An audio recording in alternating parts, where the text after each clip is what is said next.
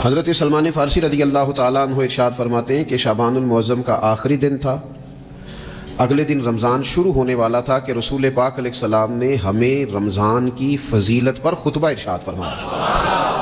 آپ اس بات کو غور سے سمجھیے کہ ایسا مہمان جس کے آنے سے پہلے اس کی فضیلت بیان کی جا رہی ہے، اور فضیلت کون بیان کر رہا ہے؟ امام الانبیاء صلی اللہ تعالیٰ علیہ وسلم۔ یہ صرف ہمارے دلوں کے اندر، امت کے دلوں کے اندر اس ماہ مقدس کی فضیلت کو اور اس کی عظمت کو بٹھانے کے لیے کہ پوری طرح تم اپنے ذہن میں اور اپنے دل میں ایک بات بٹھاؤ کہ ایک عظمتوں والا مہینہ تم پر سایہ فگن ہونے والا ہے، عظمتوں والا۔ حضور نے ایک دن قبل اس کی فضیلت بیان۔ ہمارے ہاں یہ ہوتا ہے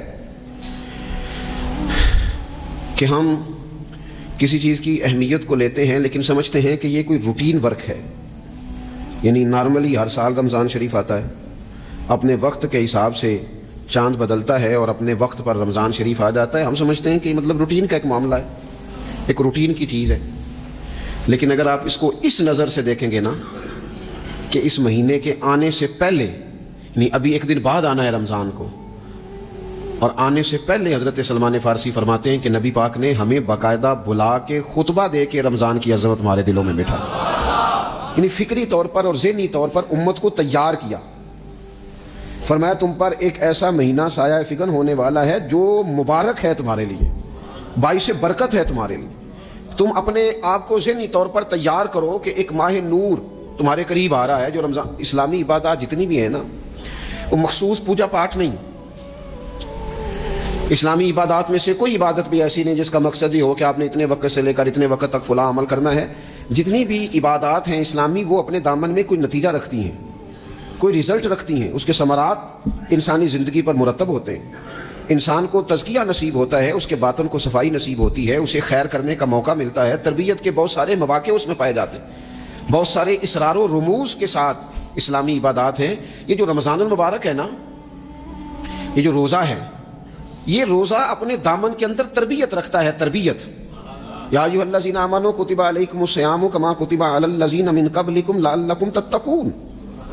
اے ایمان والو، تم پر روزے فرض کیے گئے جیسا کہ تم سے پہلے لوگوں پر بھی فرض کیے گئے تھے تاکہ تم تقوی اختیار کرو۔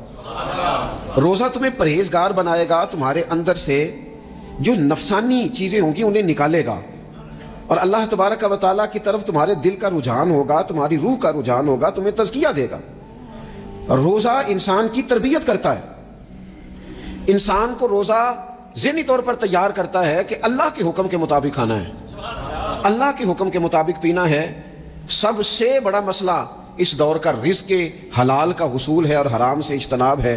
تو روزہ ہمیں یہ سبق پڑھاتا ہے کہ ہم وہی کھائیں گے اور اسی وقت کھائیں گے جو کھانے کا ہمیں ہمارے رب نے حکم ارشاد فرمایا ہے، اور جسے اللہ رسول منع کر دیں گے جتنی مرضی چمک دمک اپنے دامن میں رکھے، جتنی مرضی، لیکن ہم وہی لیں گے جو ہمارے لیے جائز ہے۔ آپ غور فرمائیے، روزہ لعلکم تتقون، روزہ تمہیں پرہیزگار کرتا ہے۔ بہت سارے لوگ ایک بات کرتے ہیں کہ عادتیں نہیں بدلی جاتی یار، کوشش کرتا ہوں لیکن میری عادت نہیں تبدیل ہوتی۔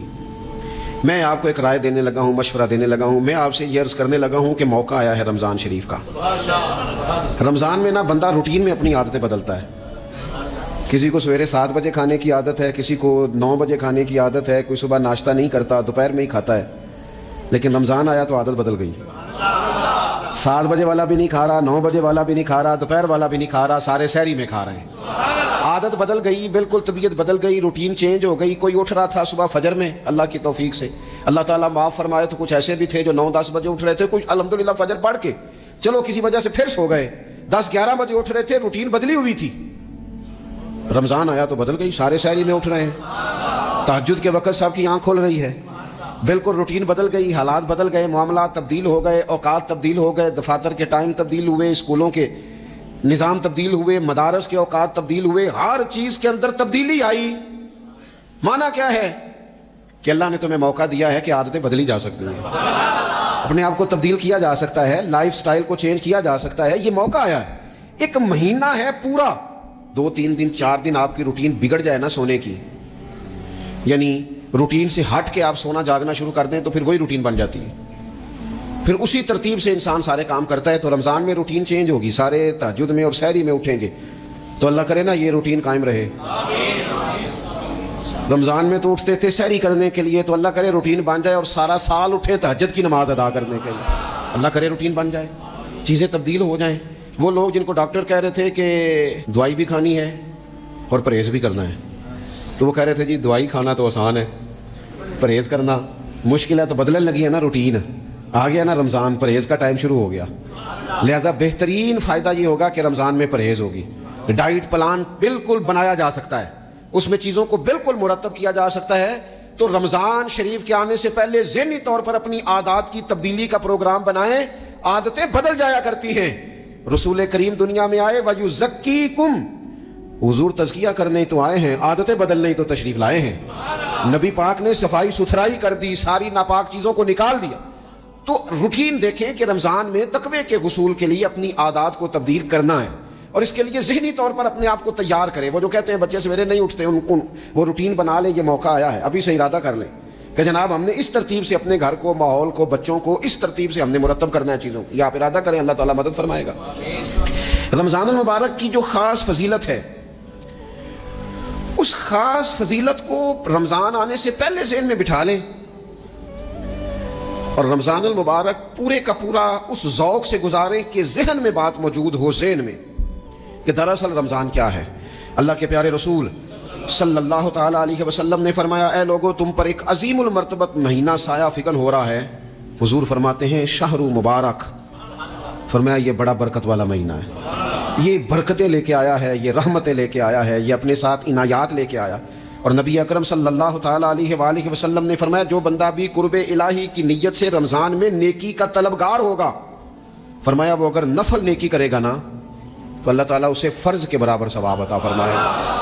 اور حضور علیہ الصلوۃ والسلام فرماتے ہیں جو اس مہینے میں ایک فرض ادا کرے گا اللہ 70 فرضوں کے برابر اجر عطا کرے گا۔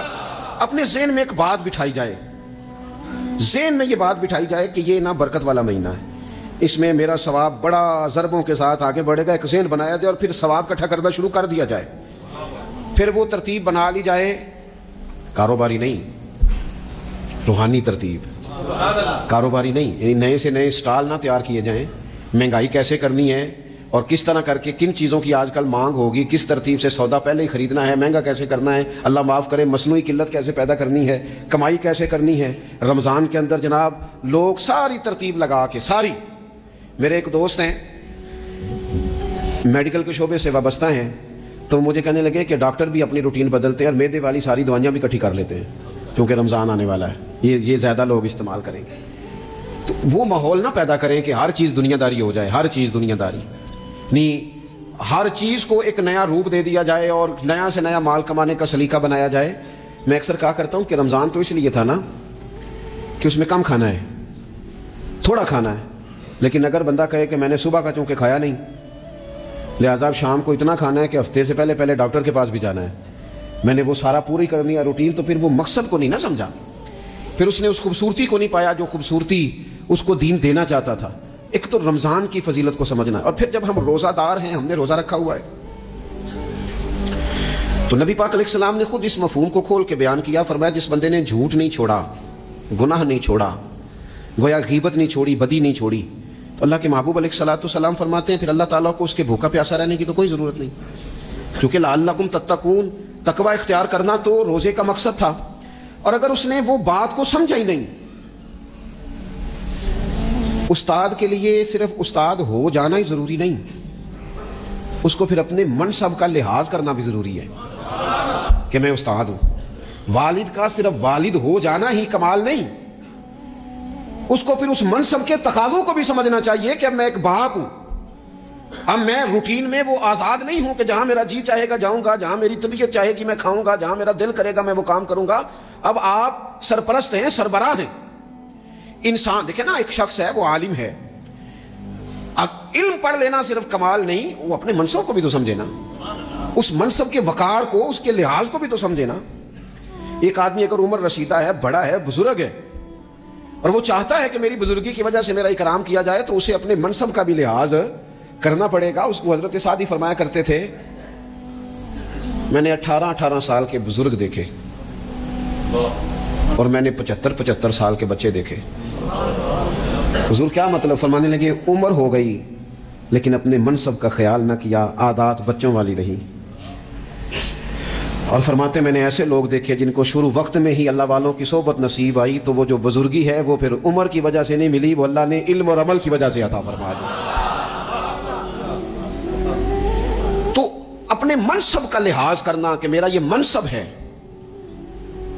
اسی طرح جب ہم نے روزہ رکھا ہوا ہوگا نا تو پھر ہم نے اس منصب کا بھی لحاظ کرنا ہے کہ میں روزے دار ہوں. پھر خالی بھوکے پیاسا نہیں رہنا. رسول پاک صلی اللہ تعالی علیہ وآلہ وسلم نے پتہ ہے روزے دار کی فضیلت کیا بیان فرمائی؟